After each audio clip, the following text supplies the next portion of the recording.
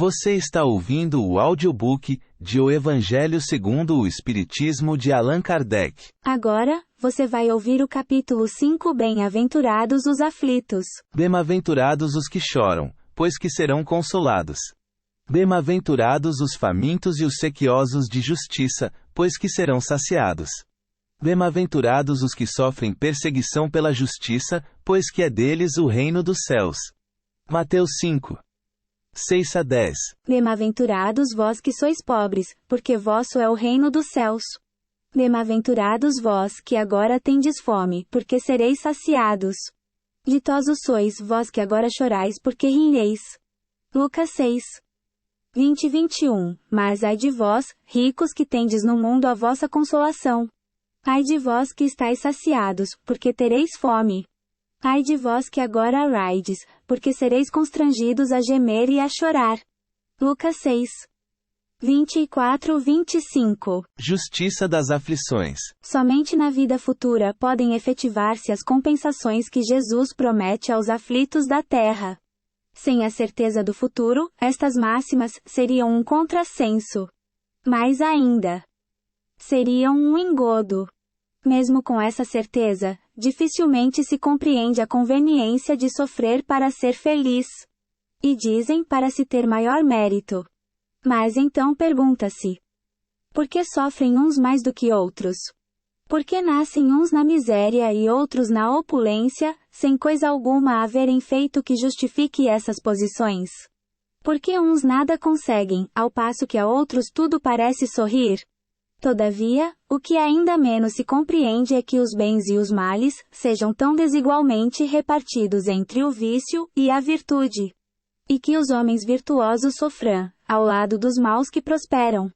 A fé no futuro pode consolar e infundir paciência, mas não explica essas anomalias, que parecem desmentir a justiça de Deus. Entretanto, desde que admita a existência de Deus, ninguém o pode conceber sem o infinito das perfeições. Ele necessariamente tem todo o poder, toda a justiça, toda a bondade, sem o que não seria Deus. Se é soberanamente bom e justo, não pode agir caprichosamente, nem com parcialidade. Logo, as vicissitudes da vida derivam de uma causa, e pois que Deus é justo, justa há de ser essa causa. Isso de que cada um deve bem compenetrar-se. Por meio dos ensinos de Jesus, Deus pôs os homens na direção dessa causa, e hoje, julgando-os suficientemente maduros para compreendê-la, lhes revela completamente a aludida causa, por meio do Espiritismo, isto é, pela palavra dos Espíritos.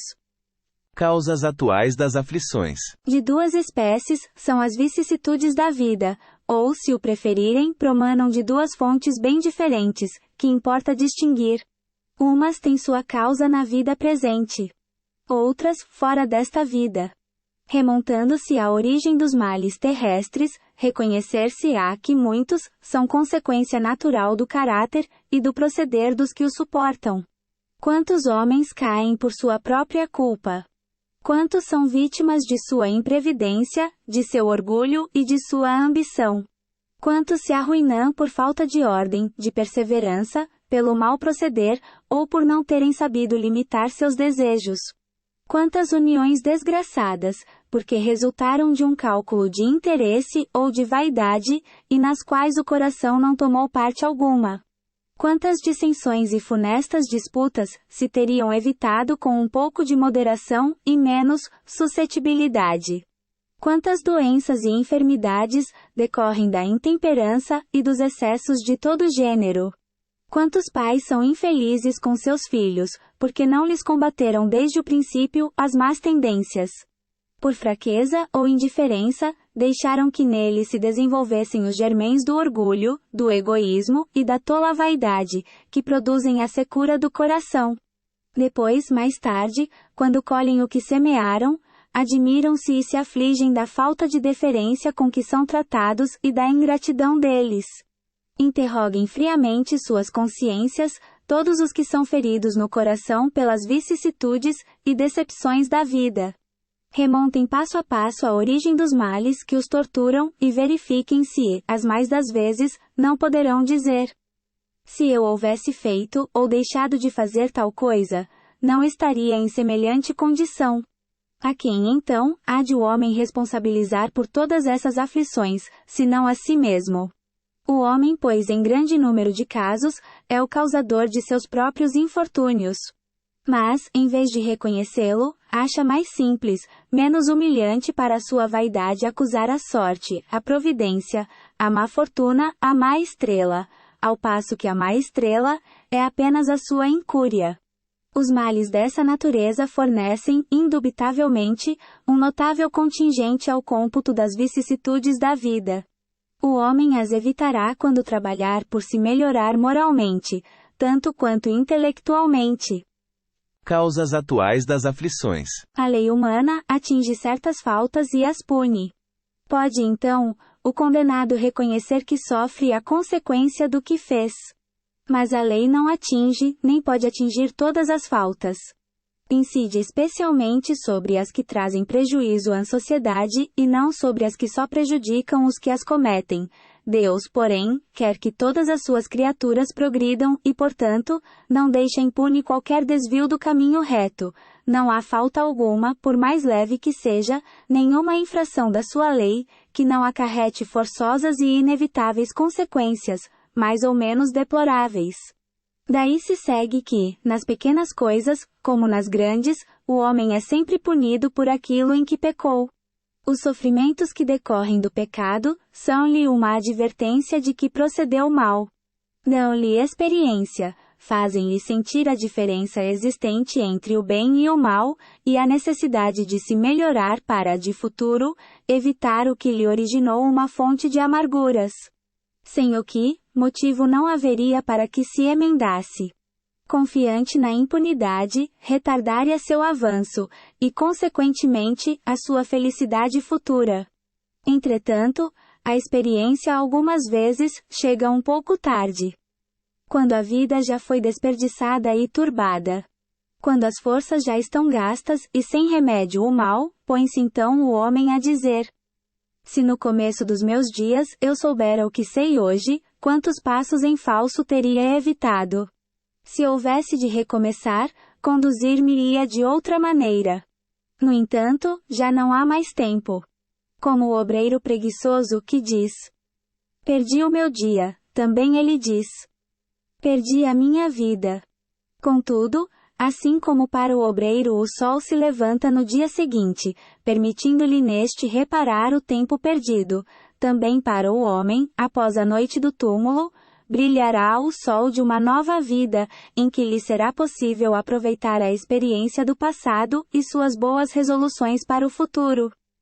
Causas anteriores das aflições. Mas se há males nesta vida, cuja causa primária é o homem, outros há também aos quais, pelo menos na aparência, ele é completamente estranho e que parecem atingi-lo como por fatalidade.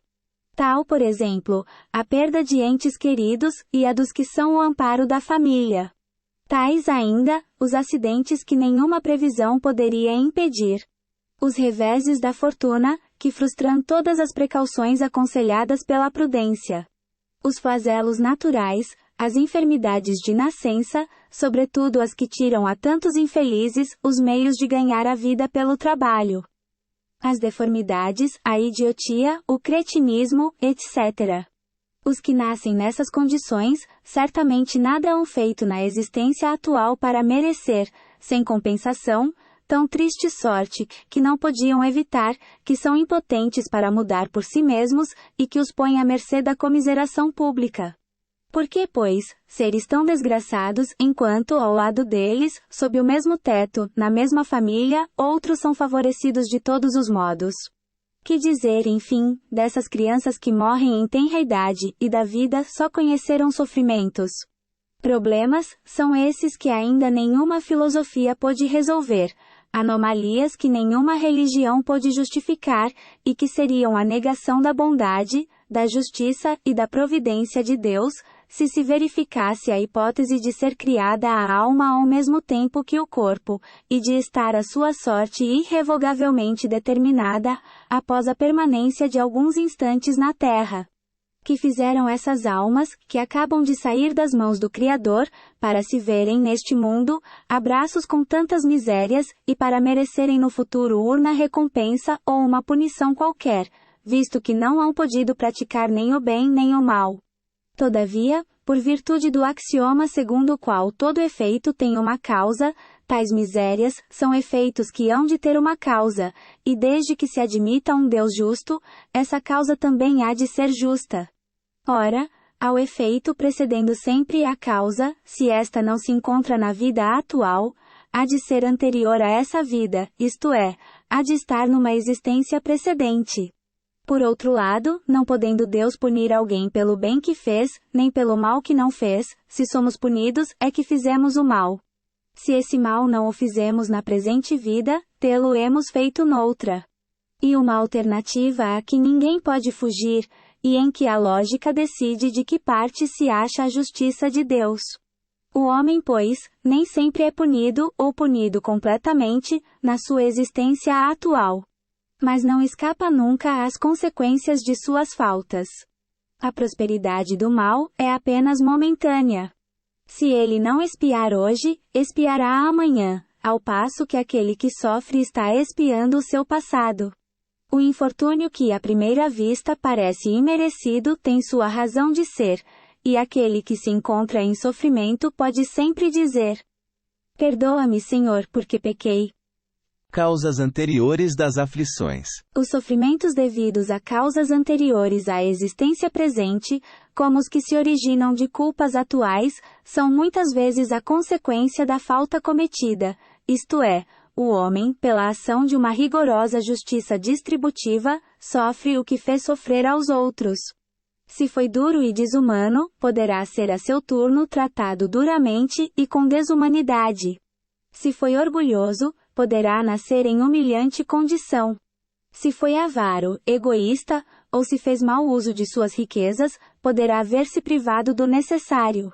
Se foi mau filho, poderá sofrer pelo procedimento de seus filhos, etc.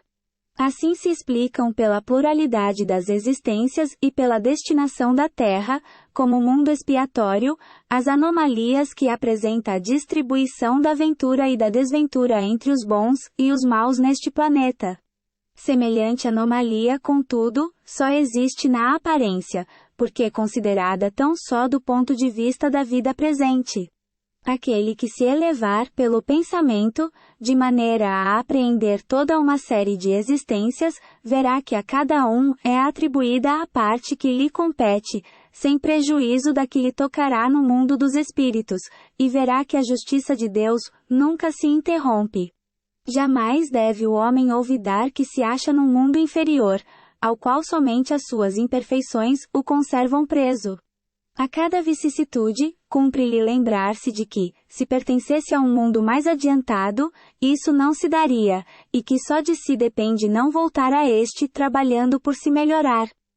Causas anteriores das aflições. As tribulações podem ser impostas a espíritos endurecidos, ou extremamente ignorantes, para levá-los a fazer uma escolha com conhecimento de causa. Os espíritos penitentes, porém, desejosos de reparar o mal que hajam feito e de proceder melhor, esses as escolhem livremente. Tal o caso de um que, havendo desempenhado mal sua tarefa, pede a deixem recomeçar. Para não perder o fruto de seu trabalho, as tribulações, portanto, são, ao mesmo tempo, expiações do passado, que recebe nelas o merecido castigo, e provas com relação ao futuro que elas preparam. Rendamos graças a Deus, que em sua bondade, faculta ao homem reparar seus erros, e não o condena irrevogavelmente por uma primeira falta. Causas anteriores das aflições. Não há crer, no entanto, que todo sofrimento suportado neste mundo, denote a existência de uma determinada falta. Muitas vezes, são simples provas buscadas pelo espírito para concluir a sua depuração, e ativar o seu progresso. Assim, a expiação serve sempre de prova, mas nem sempre a prova é uma expiação. Provas e expiações, todavia, são sempre sinais de relativa inferioridade, porquanto o que é perfeito não precisa ser provado. Pode, pois, um espírito haver chegado a certo grau de elevação, e nada obstante, desejoso de adiantar-se mais, solicitar uma missão, uma tarefa a executar, pela qual tanto mais recompensado será, se sair vitorioso, quanto mais rude haja sido a luta. Tais são especialmente essas pessoas de instintos naturalmente bons, de alma elevada, de nobres sentimentos inatos, que parece nada de mal haverem trazido de suas precedentes existências, e que sofrem com resignação toda cristã, as maiores dores, somente pedindo a Deus que as possam suportar sem murmurar.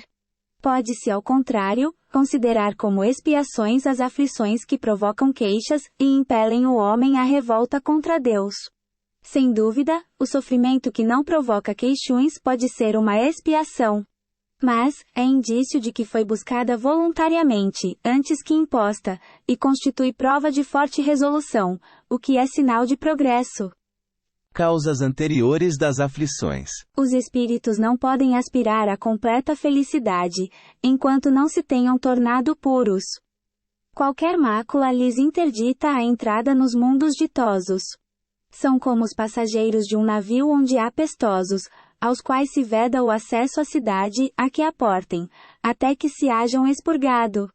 Mediante as diversas existências corpóreas, é que os espíritos se vão expungindo, pouco a pouco, de suas imperfeições. As provações da vida os fazem adiantar-se, quando bem suportadas. Como expiações, elas apagam as faltas e purificam. São o remédio que limpa as chagas, e cura o doente. Quanto mais grave é o mal, tanto mais enérgico deve ser o remédio. Aquele, pois, que muito sofre, deve reconhecer que muito tinha a expiar, e deve regozijar-se à ideia da sua próxima cura. Dele depende pela resignação, tornar proveitoso o seu sofrimento, e não lhe estragar o fruto com as suas impaciências, visto que, do contrário, terá de recomeçar. Esquecimento do passado. Em vão se objeta que o esquecimento constitui obstáculo a que se possa aproveitar da experiência de vidas anteriores. Havendo Deus entendido de lançar um véu sobre o passado, é que há nisso vantagem. Com efeito, a lembrança traria gravíssimos inconvenientes. Poderia, em certos casos, humilhar-nos singularmente, ou então, exaltar-nos o orgulho, e assim, entravar o nosso livre-arbítrio. Em todas as circunstâncias, acarretaria a inevitável perturbação nas relações sociais. O espírito renasce no mesmo meio em que já viveu, estabelecendo de novo relações com as mesmas pessoas, a fim de reparar o mal que lhes haja feito. Se reconhecesse nelas as a quem odiara, quiçá o ódio se lhe despertaria outra vez no íntimo. De todo modo, ele se sentiria humilhado em presença daquelas a quem houvesse ofendido. Deus outorgou-nos precisamente o de que necessitamos e nos basta. A voz da consciência e as tendências instintivas. Priva-nos do que nos seria prejudicial. Ao nascer, traz o homem consigo o que adquiriu, nasce qual se fez. Em cada existência, tem um novo ponto de partida. Pouco lhe importa saber o que foi antes. Se se vê punido, é que praticou o mal. Suas atuais tendências más indicam o que lhe resta a corrigir em si próprio, e é nisso que deve concentrar-se toda a sua atenção, porquanto, daquilo de que se haja corrigido completamente, nenhum traço mais conservará. As boas resoluções que tomou são a voz da consciência, advertindo-o do que é bem e do que é mal, e dando-lhe forças para resistir às tentações. Aliás, o esquecimento ocorre apenas durante a vida corpórea. Volvendo à vida espiritual, ridicuair o espírito à lembrança do passado. Nada mais há, portanto, do que uma interrupção temporária, semelhante à que se dá na vida terrestre durante o sono, a qual não obsta há que, no dia seguinte, nos recordemos do que tenhamos feito na véspera e nos dias precedentes. E não é somente após a morte, que o espírito recobra a lembrança do passado. Pode dizer-se que jamais a perde, pois que, como a experiência o demonstra, mesmo encarnado, adormecido o corpo, ocasião em que goza de certa liberdade, o espírito tem consciência de seus atos anteriores. Sabe por que sofre e que sofre com justiça. A lembrança unicamente se apaga no curso da vida exterior, da vida de relação. Mas, na falta de uma recordação exata, que lhe poderia ser penosa, e prejudicá-lo nas suas relações sociais, forças novas raure ele nesses instantes de emancipação da alma, se o sabe aproveitar. Motivos de resignação. Por estas palavras. Bem-aventurados os aflitos, pois que serão consolados. Jesus aponta a compensação que hão de ter os que sofrem, e a resignação que leva o padecente a bendizer do sofrimento, como prelúdio da cura. Também podem essas palavras ser traduzidas assim: deveis considerar-vos felizes por sofrerdes, visto que as dores deste mundo são o pagamento da dívida que as vossas passadas faltas vos fizeram contrair. Suportadas pacientemente na terra, essas dores vos poupam séculos de sofrimentos na vida futura. Deveis, pois, sentir-vos felizes por reduzir Deus a vossa dívida, permitindo que a saldeis agora, o que vos garantirá a tranquilidade no porvir. O homem que sofre assemelha-se a um devedor de avultada soma, a quem o credor diz: se me pagares hoje mesmo a 100ª parte do teu débito, quitar-te-ei do restante e ficarás livre. Se o não fizeres, atormentar-te-ei, até que pagues a última parcela. Não se sentiria feliz o devedor por suportar toda espécie de privações para se libertar, pagando apenas a 100ª parte do que deve. Em vez de se queixar do seu credor, não lhe ficará agradecido? Tal o sentido das palavras. Bem-aventurados os aflitos, pois que serão consolados. São ditosos porque se quitam e porque, depois de se haverem quitado, estarão livres. Se porém, o homem ao quitar-se de um lado, endivida-se de outro, jamais poderá alcançar a sua libertação. Ora, cada nova falta aumenta a dívida, porquanto nenhuma há, qualquer que ela seja, que não acarrete forçosa e inevitavelmente uma punição. Se não for hoje, será amanhã. Se não for na vida atual, será noutra. Entre essas faltas, cumpre-se coloque na primeira fiada a carência de submissão à vontade de Deus. Logo, se murmurarmos nas aflições, se não as aceitarmos com resignação e como algo que devemos ter merecido, se acusarmos a Deus de ser injusto, nova dívida contraímos, que nos faz perder o fruto que devíamos colher do sofrimento. E por isso que teremos de recomeçar, absolutamente como se, a um credor que nos atormente, pagássemos uma cota, e a tomássemos de novo por empréstimo. Ao entrar no mundo dos espíritos, o homem ainda está como o operário que comparece no dia do pagamento. A uns dirá o Senhor: aqui tens a paga dos teus dias de trabalho. A outros, aos venturosos da terra, aos que hajam vivido na ociosidade, que tiverem feito consistir a sua felicidade nas satisfações do amor próprio e nos gozos mundanos. Nada vos toca, pois que recebestes na terra o vosso salário. Ide, e recomeça é a tarefa. Aspas. Motivos de resignação. O homem pode suavizar ou aumentar o amargor de suas provas, conforme o modo por que encare a vida terrena. Tanto mais sofre ele, quanto mais longa se lhe afigura a duração do sofrimento. Ora, aquele que a encara pelo prisma da vida espiritual, apanha, num golpe de vista, a vida corpórea.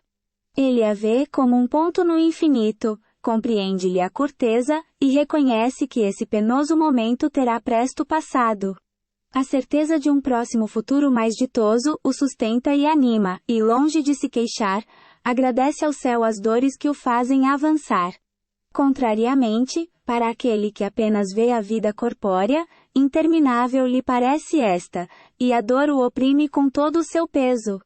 Daquela maneira de considerar a vida, resulta ser diminuída a importância das coisas deste mundo, e sentir-se compelido o homem a moderar seus desejos, a contentar-se com a sua posição, sem invejar a dos outros, a receber atenuada a impressão dos reveses e das decepções que experimente.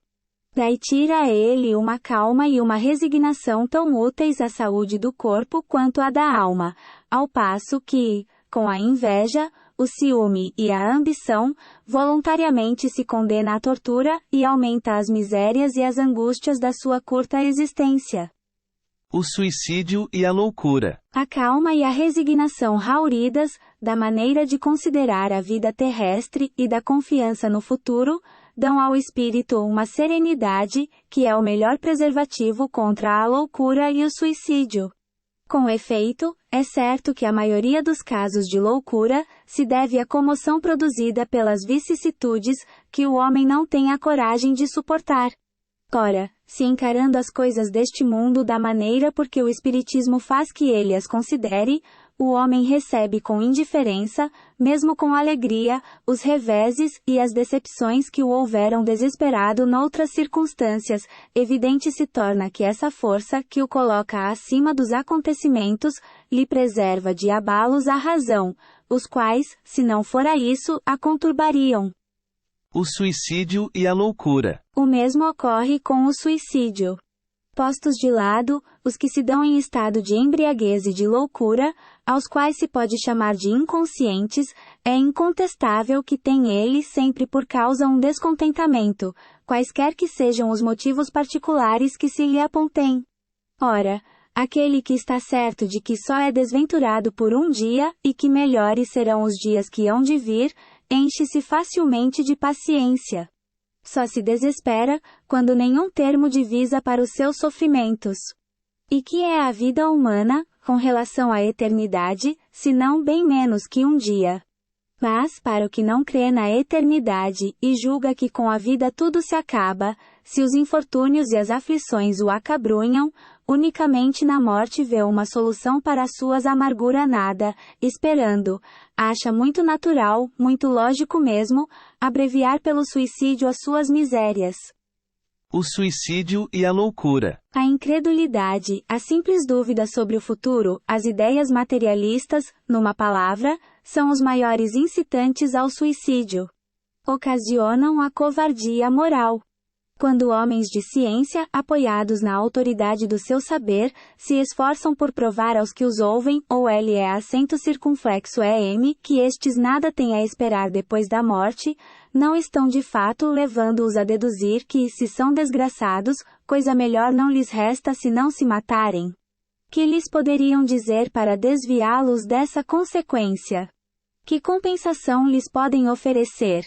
Que esperança lhes podem dar? Nenhuma, a não ser o nada. Daí se deve concluir que, se o nada é o único remédio heróico, a única perspectiva, mais vale buscá-lo imediatamente e não mais tarde, para sofrer por menos tempo. A propagação das doutrinas materialistas é, pois, o veneno que inocula a ideia do suicídio na maioria dos que se suicidam, e os que se constituem apóstolos de semelhantes doutrinas, assumem tremenda responsabilidade.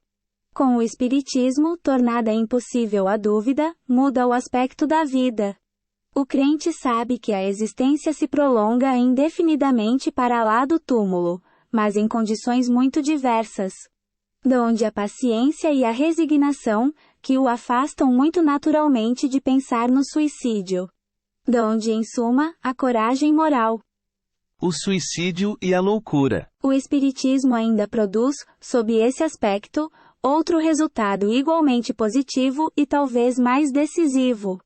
Apresenta-nos os próprios suicidas, a informar-nos da situação desgraçada em que se encontram, e a provar que ninguém viola impunemente a lei de Deus, que proíbe ao homem encurtar a sua vida. Entre os suicidas, alguns a cujos sofrimentos, nem por serem temporários e não eternos, não são menos terríveis, e de natureza a fazer refletir os que porventura pensam em daqui sair, antes que Deus o haja ordenado. O espírita tem, assim, vários motivos a contrapor à ideia do suicídio. A certeza de uma vida futura, em que, sábio ele, será tanto mais ditoso, quanto mais inditoso e resignado haja sido na terra. A certeza de que, abreviando seus dias, chega, precisamente, a resultado oposto ao que esperava. Que se liberta de um mal, para incorrer num mal pior, mais longo e mais terrível. Que se engana, imaginando que, com o matar-se, vai mais depressa para o céu. Que o suicídio é um obstáculo a que no outro mundo, ele se reúna aos que foram objeto de suas afeições, e aos quais esperava encontrar. Donde a consequência de que o suicídio, só lhe trazendo decepções, é contrário aos seus próprios interesses.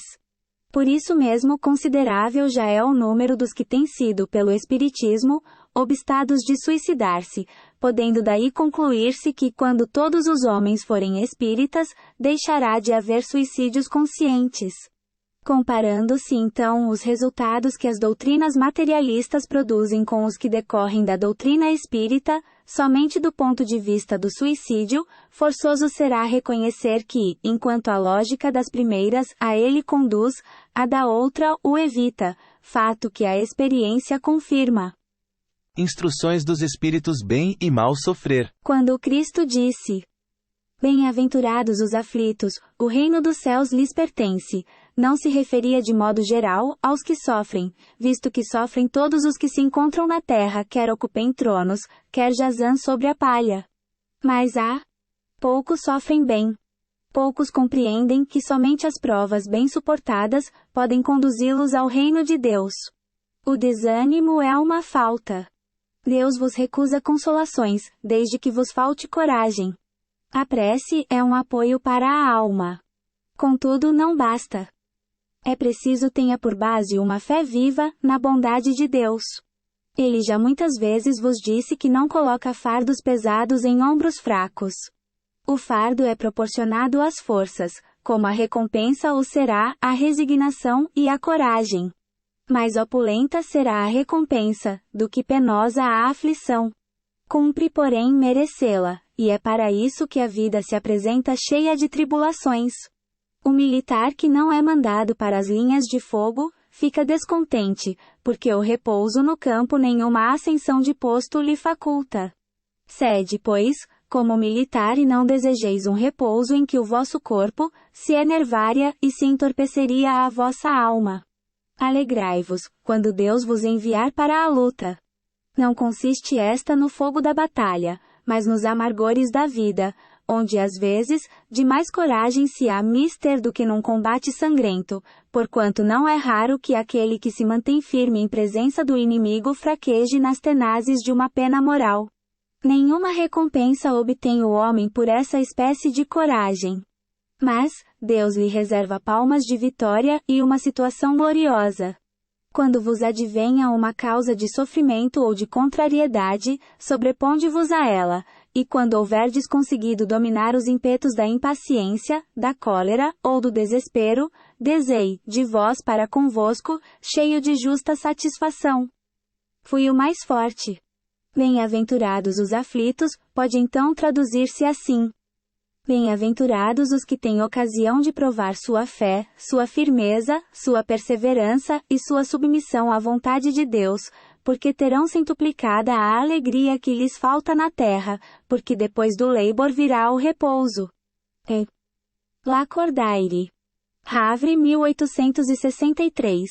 O mal e o remédio. Será a terra um lugar de gozo, um paraíso de delícias? Já não ressoa mais aos vossos ouvidos a voz do profeta? Não proclamou ele, que haveria prantos e ranger de dentes para os que nascessem nesse vale de dores? Esperai, pois, todos vós que aí víveis, causticantes lágrimas e amargo sofrer, e por mais agudas e profundas sejam as vossas dores, volvei o olhar para o céu e bendizei do Senhor por ter querido experimentar-vos. Ó homens! Dar-se-á não reconheçais o poder do vosso Senhor, senão quando ele vos haja curado as chagas do corpo e coroado de beatitude e ventura os vossos dias? Dar-se-á não reconheçais o seu amor, senão quando vos tenha adornado o corpo de todas as glórias, e lhe haja restituído o brilho e a brancura. Imitai aquele que vos foi dado para exemplo. Tendo chegado ao último grau da abjeção e da miséria, deitado sobre uma estrumeira, disse ele a Deus: Senhor, conheci todos os deleites da opulência, e me reduzistes à mais absoluta miséria. Obrigado, obrigado, meu Deus, por haverdes querido experimentar o vosso servo. Até quando os vossos olhares se deterão nos horizontes que a morte limita? Quando, afinal, vossa alma se decidirá a lançar-se para além dos limites de um túmulo? Houvesseis de chorar e sofrer a vida inteira, Que seria isso, a par da eterna glória reservada ao que tenha sofrido a prova com fé, amor e resignação? Buscai consolações para os vossos males, no porvir que Deus vos prepara, e procurai-lhe a causa no passado. E vós que mais sofreis, considerai-vos os afortunados da terra. Como desencarnados quando pairáveis no espaço, escolhestes as vossas provas, julgando-vos bastante fortes para as suportar. Por que agora murmurar? Vós que pedistes a riqueza e a glória, queríeis sustentar luta com a tentação e vencê-la.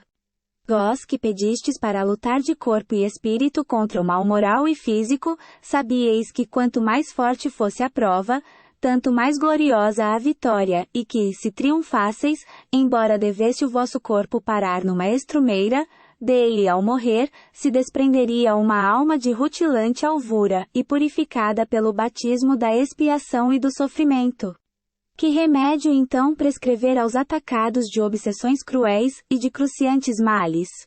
Só um é infalível. A fé, o apelo ao céu. Se na maior acerbidade dos vossos sofrimentos, entoardes hinos ao Senhor, o anjo à vossa cabeceira, com a mão vos apontará o sinal da salvação e o lugar que um dia ocupareis. A fé é o remédio seguro do sofrimento. Mostra sempre os horizontes do infinito, diante dos quais se esvaem os poucos dias brumosos do presente. Não nos pergunteis, portanto, qual o remédio para curar tal úlcera ou tal chaga, para tal tentação ou tal prova. Lembrai-vos de que aquele que crê é forte pelo remédio da fé, e que aquele que duvida um instante da sua eficácia, é imediatamente punido, porque logo sente as pungitivas angústias da aflição. O Senhor apôs o seu selo em todos os que nele creem. O Cristo vos disse que com a fé se transportam montanhas, e eu vos digo que aquele que sofre e tem a fé por amparo, ficará sob a sua égide e não mais sofrerá. Os momentos das mais fortes dores, lhe serão as primeiras notas alegres da eternidade. Sua alma se desprendera de tal maneira do corpo, que enquanto se estorcerem convulsões, ela planará nas regiões celestes, entoando com os anjos, hinos de reconhecimento e de glória ao Senhor. Ditosos os que sofrem e choram. Alegres estejam suas almas, porque Deus as cumulará de bem-aventuranças. Santo Agostinho. Paris, 1863. A felicidade não é deste mundo. Não sou feliz. A felicidade não foi feita para mim. Exclama geralmente o homem em todas as posições sociais. Isso, meus caros filhos, prova, melhor do que todos os raciocínios possíveis, a verdade desta máxima do Eclesiastes. A felicidade não é deste mundo. Com efeito, nem a riqueza, nem o poder, nem mesmo a florida juventude, são condições essenciais à felicidade. Digo mais. Nem mesmo reunidas essas três condições tão desejadas, porquanto incessantemente se ouvem, no seio das classes mais privilegiadas, pessoas de todas as idades, se queixarem amargamente da situação em que se encontram. Diante de tal fato, é incontestável que as classes laboriosas e militantes invejem com tanta ânsia a posição das que parecem favorecidas da fortuna. Neste mundo, por mais que faça, cada um tem a sua parte de lebor e de miséria, sua cota de sofrimentos e de decepções, donde facilmente se chega à conclusão de que a terra é lugar de provas e de expiações. Assim, pois, os que pregam que ela é a única morada do homem, e que somente nela, e numa só existência, é que lhe cumpre alcançar o mais alto grau das felicidades que a sua natureza comporta, iludem-se e enganam os que os escutam, visto que demonstrado está, por experiência arqui-secular, que só excepcionalmente este globo apresenta as condições necessárias à completa felicidade do indivíduo. Em tese geral, pode afirmar-se que a felicidade é uma utopia a cuja conquista, as gerações se lançam sucessivamente, sem jamais lograrem alcançá-la. Se o homem ajuizado é uma raridade neste mundo, o homem absolutamente feliz jamais foi encontrado. O em que consiste a felicidade na Terra, é coisa tão efêmera para aquele que não tem a guiá-lo à ponderação, que por um ano, um mês, uma semana de satisfação completa, todo o resto da existência é uma série de amarguras e decepções. E notai, meus caros filhos, que falo dos venturosos da terra, dos que são invejados pela multidão. Conseguintemente, se a morada terrena são peculiares as provas e a expiação, forçoso é se admita que algures, moradas a mais favorecidas, onde o espírito conquanto aprisionado ainda numa carne material, possui em toda a plenitude os gozos inerentes à vida humana. Tal a razão porque Deus semeou, no vosso turbilhão, esses belos planetas superiores para os quais os vossos esforços e as vossas tendências vos farão gravitar um dia, quando vos achardes suficientemente purificados e aperfeiçoados. Todavia, não deduzais das minhas palavras, que a terra esteja destinada para sempre a ser uma penitenciária. Não, certamente. Dos progressos já realizados, podeis facilmente deduzir os progressos futuros, e dos melhoramentos sociais conseguidos, novos e mais fecundos melhoramentos. Essa a tarefa imensa cuja execução cabe à nova doutrina que os Espíritos vos revelaram. Assim, pois, meus queridos filhos, que uma santa emulação vos anime e que cada um de vós se despoje do homem velho. Deveis todos consagrar-vos à propagação desse Espiritismo, que já deu começo à vossa própria regeneração.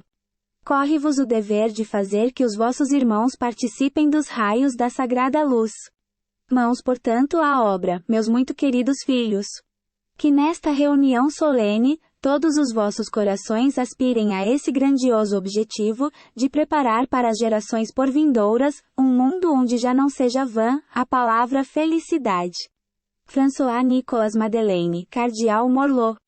Paris, 1863. Perda de pessoas amadas. Mortes prematuras. Quando a morte ceifa nas vossas famílias, arrebatando sem restrições os mais moços antes dos velhos, costumais dizer: Deus não é justo, pois sacrifica um que está forte e tem grande futuro, e conserva os que já viveram longos anos, cheios de decepções. Pois leva os que são úteis, e deixa os que para nada mais servem. Pois despedaça o coração de uma mãe, privando-a da inocente criatura que era toda a sua alegria. Humanos, é nesse ponto que precisais elevar-vos acima do terra da vida, para compreenderdes que o bem, muitas vezes, está onde julgais ver o mal, a sábia previdência onde pensais divisar a cega fatalidade do destino. Por que reveis de avaliar a justiça divina pela vossa? Podeis supor que o Senhor dos mundos se aplique, por mero capricho, a vos infligir penas cruéis. Nada se faz sem um fim inteligente, e seja o que for que aconteça, tudo tem a sua razão de ser. Se perscrutasseis melhor todas as dores que vos advêm, nelas encontraríeis sempre a razão divina, razão regeneradora, e os vossos miseráveis interesses se tornariam de tão secundária consideração, que os atiraríeis para o último plano. Crede-me, a morte é preferível, numa encarnação de 20 anos, a esses vergonhosos desregramentos que pungem famílias respeitáveis, dilaceram corações de mães, e fazem que antes do tempo embranqueçam os cabelos dos pais. Frequentemente, a morte prematura é um grande benefício que Deus concede àquele que se vai, e que assim se preserva das misérias da vida, ou das seduções, que talvez lhe acarretassem a perda. Não é vítima da fatalidade, aquele que morre na flor dos anos. É que Deus julga não convir que ele permaneça por mais tempo na terra. É uma horrenda desgraça, dizeis, ver cortado o fio de uma vida tão prenhe de esperanças. De que esperanças falais? Das da terra, onde o liberto houvera podido brilhar, abrir caminho e enriquecer? Sempre essa visão estreita, incapaz de elevar-se acima da matéria. Sabeis qual teria sido a sorte dessa vida, ao vosso parecer tão cheia de esperanças? Quem vos diz que ela não seria saturada de amarguras? Desdenhais então das esperanças da vida futura, ao ponto de lhe preferirdes as da vida efêmera que arrastais na terra? Supondes então que mais vale uma posição elevada entre os homens, do que entre os espíritos bem-aventurados? Em vez de vos queixardes, regozijai-vos quando praz a Deus retirar deste vale de misérias um de seus filhos. Não será egoístico desejardes que ele aí continuasse para sofrer convosco? Ah! Essa dor se concebe naquele que carece de fé, e que vê na morte uma separação eterna. Vós espíritas, porém, sabeis que a alma vive melhor quando desembaraçada do seu invólucro corpóreo. Mães, sabei que vossos filhos bem-amados estão perto de vós. Sim, estão muito perto. Seus corpos fluídicos vos envolvem, seus pensamentos vos protegem, a lembrança que deles guardais, os transporta de alegria, mas também as vossas dores desarrazoadas os afligem, porque denotam falta de fé, e exprimem uma revolta contra a vontade de Deus. Vós que compreendeis a vida espiritual, escutai as pulsações do vosso coração, a chamar esses entes bem-amados, e se pedirdes a Deus que os abençoe, em vós sentireis fortes consolações, dessas que secam as lágrimas. Sentireis aspirações grandiosas que vos mostrarão o porvir que o soberano Senhor prometeu. Sanson, ex-membro da Sociedade Espírita de Paris. 1863. Se fosse um homem de bem, teria morrido. Falando de um homem mau que escapa de um perigo, costumais dizer: se fosse um homem bom, teria morrido. Pois bem, assim falando dizeis uma verdade, pois, com efeito, muito a miúde sucede dar Deus a um espírito de progresso ainda incipiente prova mais longa, do que a um bom que, por prêmio do seu mérito, receberá a graça de ter tão curta quanto possível a sua aprovação. Por conseguinte, quando vos utilizais daquele axioma, não suspeitais de que proferes uma blasfêmia. Se morre um homem de bem cujo vizinho é mau homem, logo observais. Antes fosse este. Enunciais uma enormidade, porquanto aquele que parte concluiu a sua tarefa, e o que fica talvez, não haja principiado a sua. Por que então haveríeis de querer que ao mal faltasse tempo para terminá-la, e que o outro permanecesse preso à gleba terrestre? Que diríeis se um prisioneiro, que cumpriu a sentença contra ele pronunciada, fosse conservado no cárcere, ao mesmo tempo que restituíssem à liberdade um que a esta não tivesse direito? Ficai sabendo que a verdadeira liberdade para o espírito consiste no rompimento dos laços que o prendem ao corpo, e que, enquanto vos achardes na terra, estareis em cativeiro. Habituai-vos a não censurar o que não podeis compreender, e crede que Deus é justo em todas as coisas. Muitas vezes, o que vos parece um mal é um bem. Tão limitadas, no entanto, são as vossas faculdades, que o conjunto do grande todo, não o apreendem os vossos sentidos obtusos.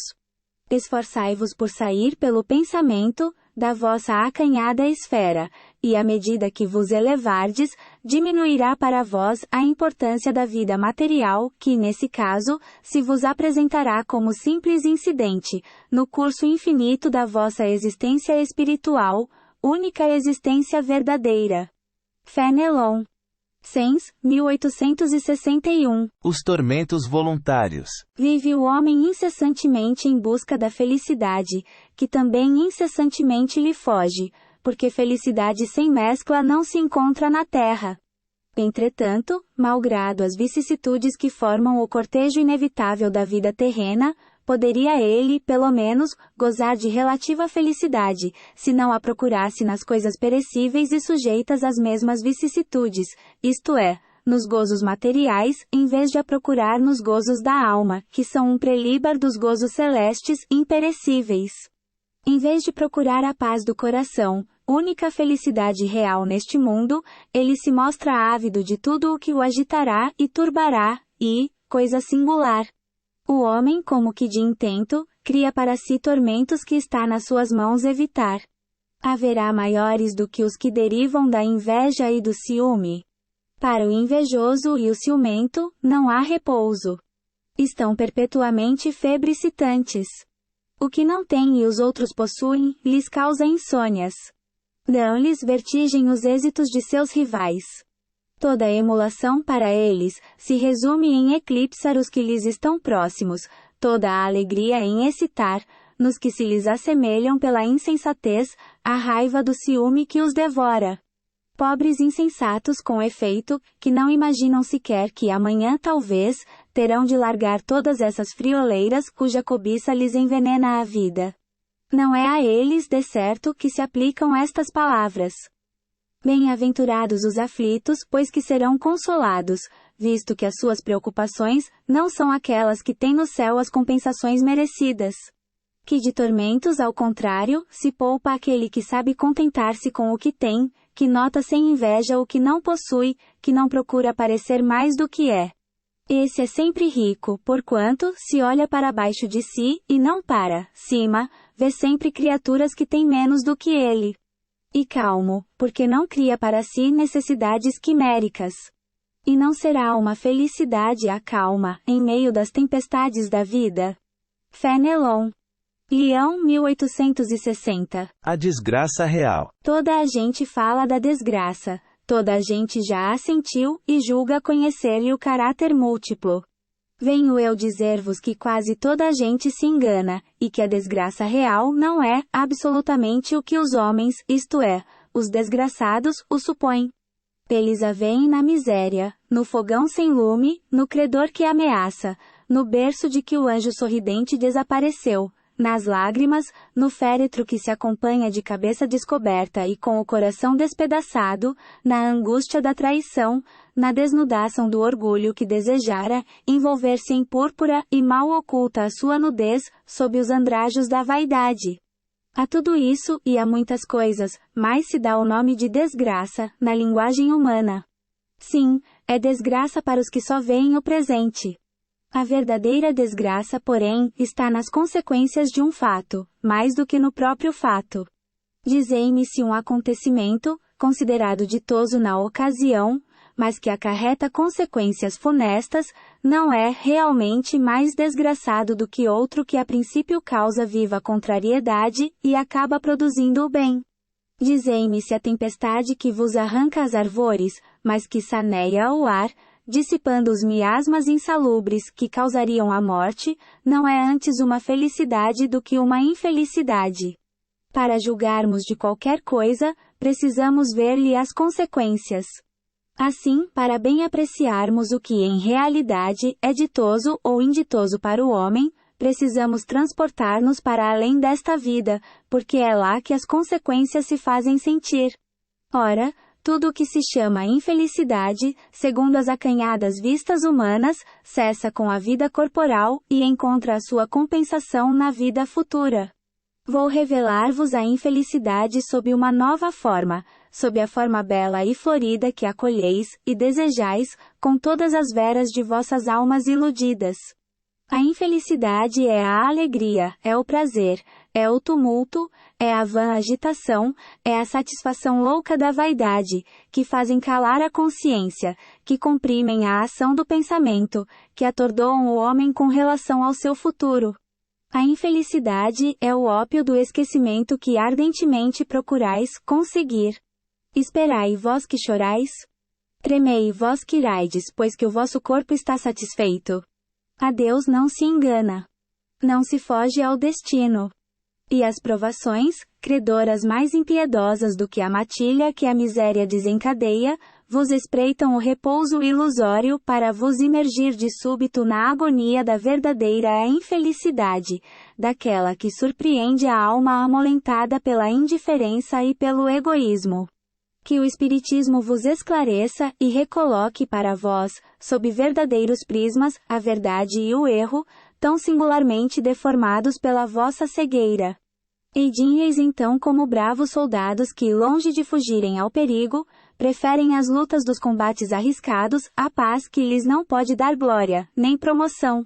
Que importa ao soldado perder na refrega armas, bagagens e uniforme, desde que saia vencedor e com glória?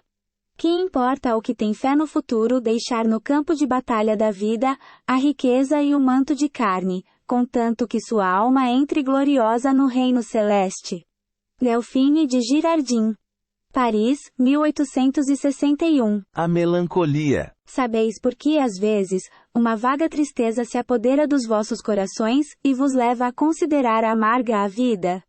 E que vosso espírito, aspirando à felicidade e à liberdade, se esgota, jungido ao corpo que lhe serve de prisão, em vãos esforços para sair dele.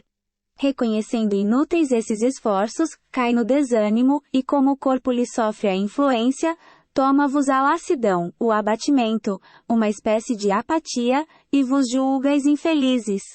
Crede-me, resisti com energia a essas impressões que vos enfraquecem a vontade.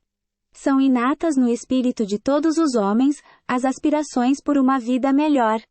Mas, não as busqueis neste mundo, e agora, quando Deus vos envia os espíritos que lhe pertencem, para vos instruírem acerca da felicidade que ele vos reserva, aguardai pacientemente o anjo da libertação, para vos ajudar a romper os liames que vos mantém cativo o espírito. Lembrai-vos de que, durante o vosso degredo na terra, tendes de desempenhar uma missão de que não suspeitais, quer dedicando-vos à vossa família, quer cumprindo as diversas obrigações que Deus vos confiou. Se no curso desse degredo, provação, exonerando-vos dos vossos encargos, sobre vós desabarem os cuidados, as inquietações e tribulações, sede fortes e corajosos para os suportar. Afrontam os resolutos. Duram pouco e vos conduzirão à companhia dos amigos por quem chorais, e que, jubilosos por ver-vos de novo entre eles, vos estenderão os braços, a fim de guiar-vos a uma região inacessível às aflições da terra. François de Geneve. Bordeaux. Provas voluntárias. O verdadeiro cilício. Perguntais, se é lícito ao homem abrandar suas próprias provas.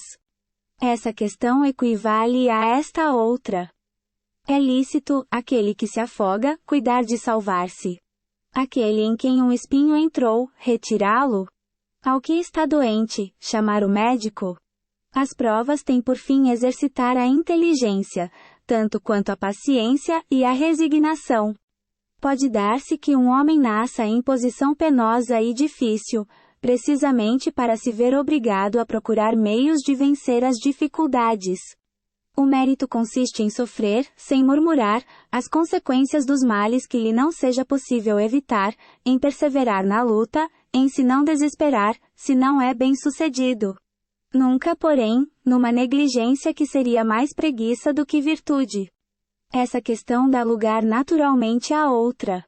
Pois se Jesus disse: Bem-aventurados os aflitos, haverá mérito em procurar, alguém, aflições que lhe agravem as provas, por meio de sofrimentos voluntários? A isso, responderei muito positivamente.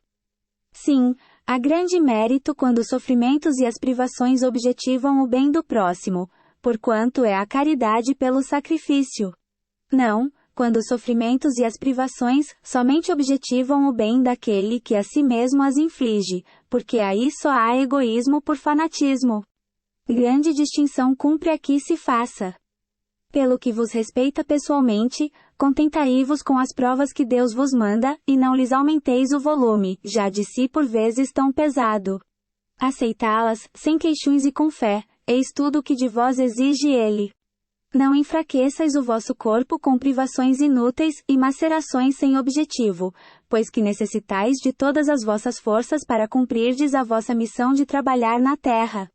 Torturar e martirizar voluntariamente o vosso corpo é contrabir à lei de Deus, que vos dá meios de o sustentar e fortalecer.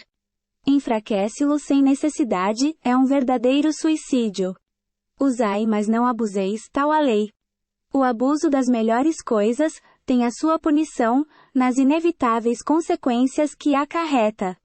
Muito diverso é o que ocorre, quando o homem impõe a si próprio sofrimentos para o alívio do seu próximo. Se suportardes o frio e a fome, para aquecer e alimentar alguém, que precise ser aquecido e alimentado, e se o vosso corpo disso se ressente, fazeis um sacrifício que Deus abençoa. Vós que deixais os vossos aposentos perfumados, para irdes amansar da infecta, levar a consolação. Vós que sujais as mãos delicadas pensando chagas. Vós que vos privais do sono para velar a cabeceira de um doente que apenas é vosso irmão em Deus.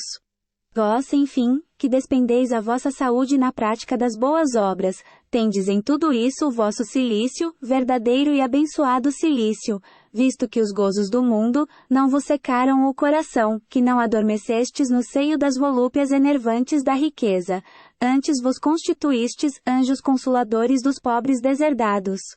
Vós, porém, que vos retirais do mundo para lhe evitar as seduções e viver no insulamento, que utilidade tendes na terra? Onde a vossa coragem nas provações, uma vez que fugis à luta e desertais do combate?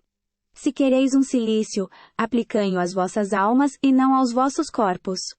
Mortificai o vosso espírito e não a vossa carne. Fustigai o vosso orgulho, recebeis sem murmurar as humilhações. Flagiciai o vosso amor próprio. Enrijai-vos contra a dor da injúria e da calúnia, mais pungente do que a dor física. Aí tendes o verdadeiro cilício, cujas feridas vos serão contadas, porque atestarão a vossa coragem e a vossa submissão à vontade de Deus. Um anjo guardião. Paris, 1863. Dever-se-á pôr termo às provas do próximo? Deve alguém pôr termo às provas do seu próximo quando o possa, ou deve, para respeitar os desígnios de Deus, deixar que sigam seu curso? Já vos temos dito e repetido muitíssimas vezes, que estais nessa terra de expiação, para concluirdes as vossas provas, e que tudo o que vos sucede, é consequência das vossas existências anteriores, são os juros da dívida que tendes de pagar. Esse pensamento, porém, provoca em certas pessoas, reflexões que devem ser combatidas, devido aos funestos efeitos que poderiam determinar. Pensam alguns que, estando-se na terra para expiar, cumpre que as provas sigam seu curso. Outros há mesmo que vão até ao ponto de julgar que não só nada devem fazer para as atenuar, mas que, ao contrário, devem contribuir para que elas sejam mais proveitosas, tornando-as mais vivas. Grande erro! E certo que as vossas provas têm de seguir o curso que lhes traçou Deus. Dar-se-á, porém, conheçais esse curso? Sabeis até onde têm elas de ir, e se o vosso Pai misericordioso não terá dito ao sofrimento de tal ou tal dos vossos irmãos. Não irás mais longe? Sabeis se a providência não vos escolheu, não como instrumento de suplício para agravar os sofrimentos do culpado, mas como o bálsamo da consolação para fazer cicatrizar as chagas que a sua justiça abrira? Não digais, pois, quando virdes atingido um dos vossos irmãos: e a justiça de Deus, importa que siga o seu curso. Dizei antes: vejamos que meios o Pai misericordioso me pôs ao alcance para suavizar o sofrimento do meu irmão. Vejamos se as minhas consolações morais, o meu amparo material ou meus conselhos, poderão ajudá-lo a vencer essa prova com mais energia, paciência e resignação. Vejamos mesmo se Deus não me pôs nas mãos os meios de fazer que cesse esse sofrimento. Se não me deu a mim também como prova, como expiação talvez, deter o mal e substituí-lo pela paz. Ajudai-vos, pois, sempre mutuamente nas vossas respectivas provações, e nunca vos considereis instrumentos de tortura.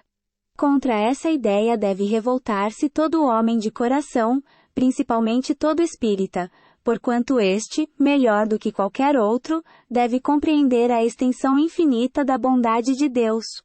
Deve o espírita estar compenetrado de que a sua vida toda tem de ser um ato de amor e de devotamento.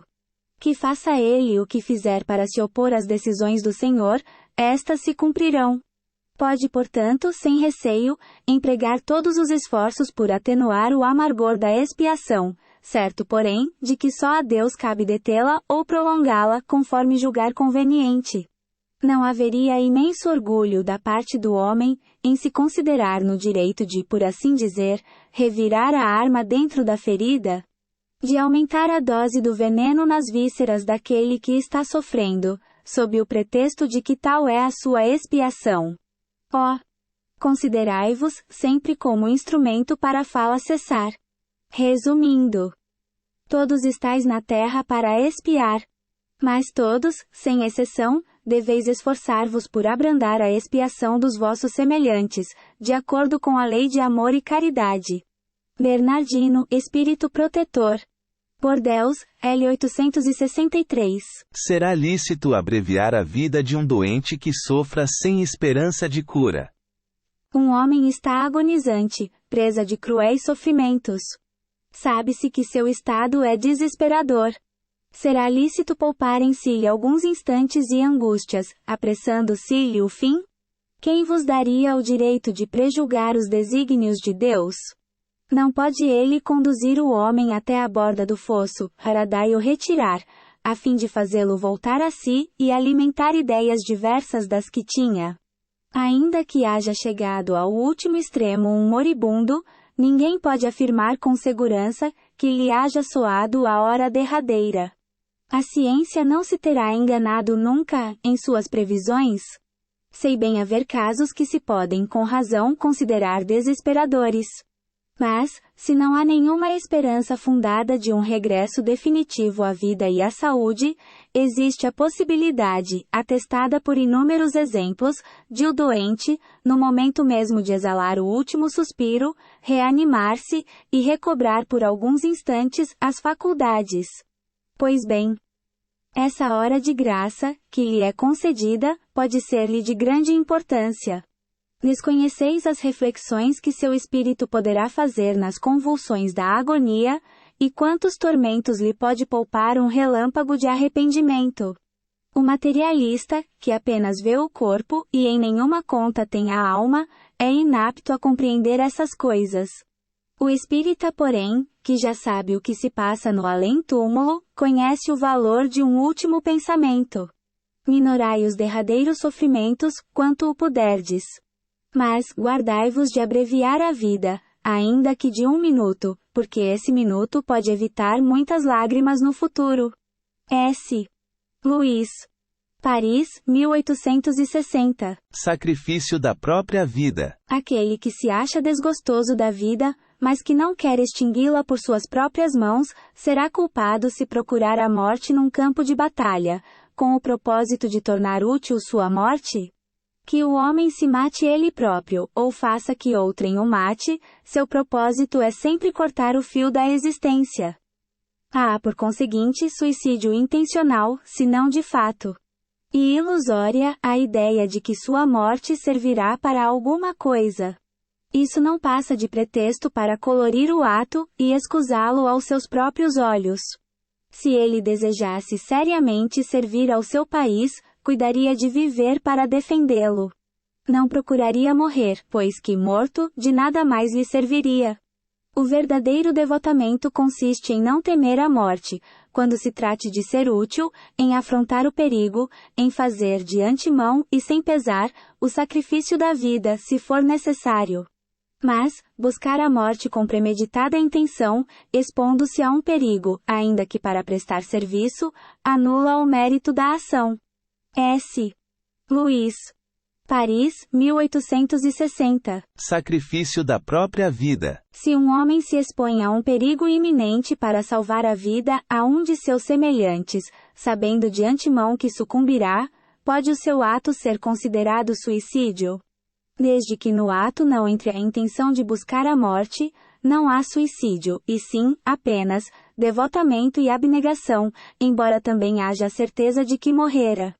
Mas quem pode ter essa certeza?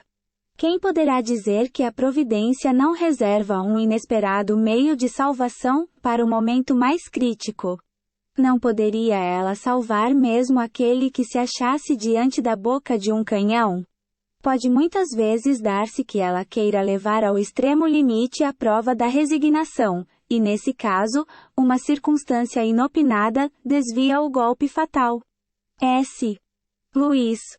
Paris, 1860. Proveito dos sofrimentos para outrem. Os que aceitam resignados os sofrimentos, por submissão à vontade de Deus, e tendo em vista a felicidade futura, não trabalham somente em seu próprio benefício? Poderão tornar seus sofrimentos proveitosos a outrem? Podem esses sofrimentos ser de proveito para outrem, material e moralmente. Materialmente, se pelo trabalho, pelas privações e pelos sacrifícios que tais criaturas se imponham, contribuem para o bem-estar material de seus semelhantes. Moralmente, pelo exemplo que elas oferecem de sua submissão à vontade de Deus. Esse exemplo do poder da fé espírita pode induzir os desgraçados à resignação e salvá-los do desespero e de suas consequências funestas para o futuro. S. Luiz. Paris, 1860.